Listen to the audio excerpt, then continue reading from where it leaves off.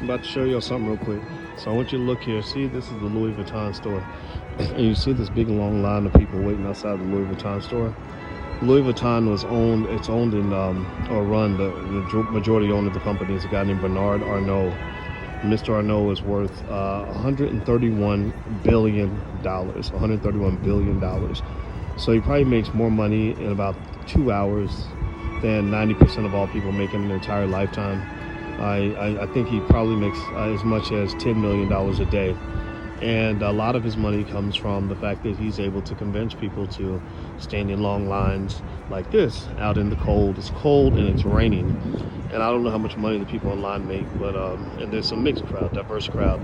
But he's been able to do that, figure out how to get people to do that.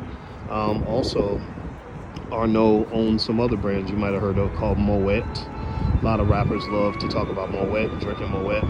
Hennessy, he owns Henny. And I don't know how he feels about black people, but you can tell me in the chat if you think that Mr. Arnault cares anything about the black community, if he cares anything about black wealth, if he cares anything even about Black Lives Matter. I'd be curious to know that. I'm not dissing, but I will say that a lot of this is psychological. They have the security guard that only allows so many people in the store at a certain time, and the big crowd standing outside in the cold, in the rain, waiting to get into the store. That kind of creates this sort of mystique and allure that will make you want to go in and spend, $400, $500, $1,000 for a bag. And here's the thing. Here's the reason I'm bringing this up. Not because I'm hating on Mr. Arnault. I mean, his game is airtight, obviously. Louis Vuitton is worth hundreds of billions of dollars. Moet's worth hundreds of billions, I'm sure. Hennessy, we know Henny. Everybody drinks Henny. But I think the thing you got to consider is that there are black-owned brands that are of equally high quality. There are black-owned brands that are just as good as Louis Vuitton. Give me a yes or no in the chat if you get what I'm saying. There are black-owned brands that are as good as Henny and Moet. Black people make liquor too.